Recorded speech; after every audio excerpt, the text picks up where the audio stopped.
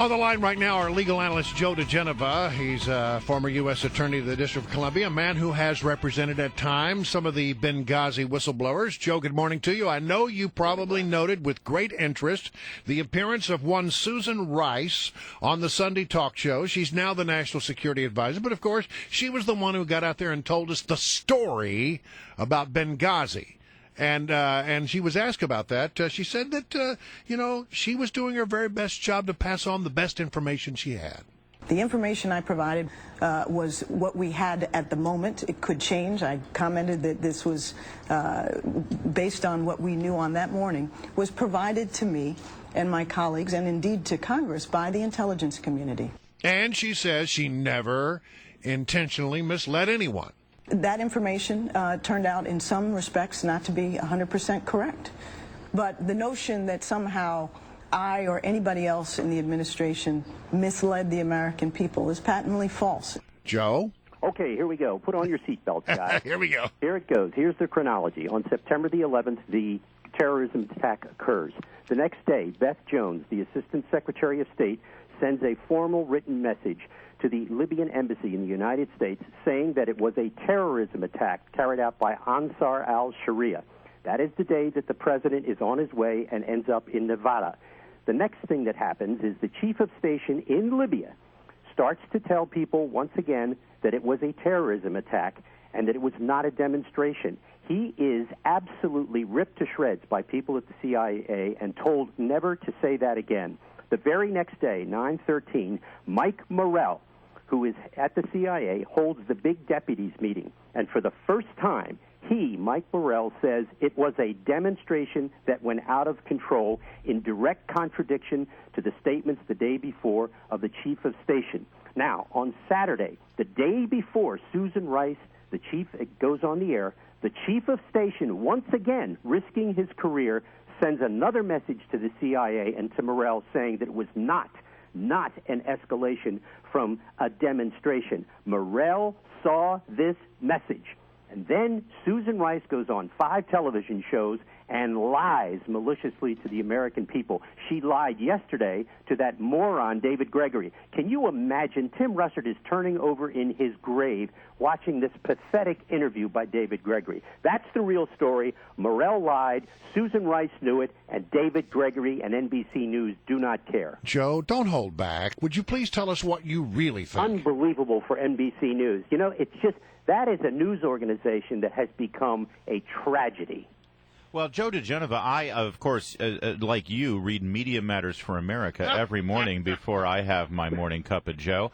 And they are claiming that Susan Rice is absolutely correct here, that this was a snapshot of the intelligence the White House knew. And the Senate committee, of course, wrote in their report that the White House never tried to cover up the facts or make alterations. Who's lying? Media Matters, of course, always lies. Dianne Feinstein's Senate intelligence report is flawed in so many ways. Poor Senator Feinstein. I mean, she should have left the farm a long time ago. She's been around much too long. But the truth is, the people at the CIA know what happened.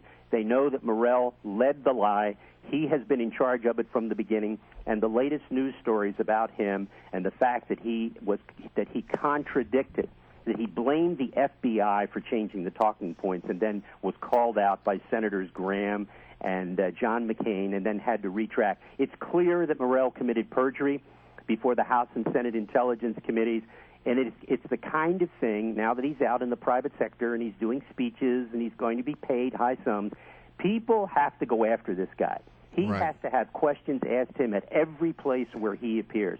He is the purveyor of the lie. He is responsible for the cover-up. Absolutely, categorically, Mike Morrell is responsible for the cover-up, and the people at the CIA know it, and there's a bunch of them that love it because this is the way they act, and there's a bunch of them that hate it because they can't stand it when the agency gets involved in politics like this. By the way, I just want to say, Mike Morrell, former CIA deputy director at the time. Yeah, but and acting director on at least 3 occasions. And don't lose sight of the fact that it really made, at the time, absolutely zero sense for Susan Rice, who was the UN ambassador at the time, to go out and make these comments. Yeah, she was where not the was person Hillary? who should. Yeah, where was Hillary Clinton? Hillary? And well, so that I suspect that Hillary didn't want to get up there and say those things because she knew they weren't true. She knew they were true, and so did Susan Rice. The notion that Susan Rice can go on national television and tell people that she did not knowingly mislead the American people and provide falsehoods is ludicrous. And only on Meet the Press, with David Gregory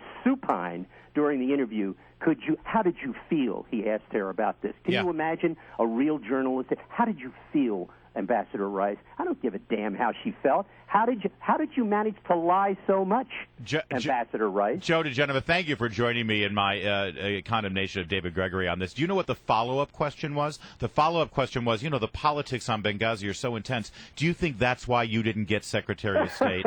How did Benghazi hurt you, Susan Rice? There are 4 dead Americans. She's part of a massive cover-up, and all David Gregory can think to do, sitting in the old Russer chair, is, how do you feel about this? Tim Russer is rolling over in his grave watching the destruction of Meet the Press by this clown, David Gregory.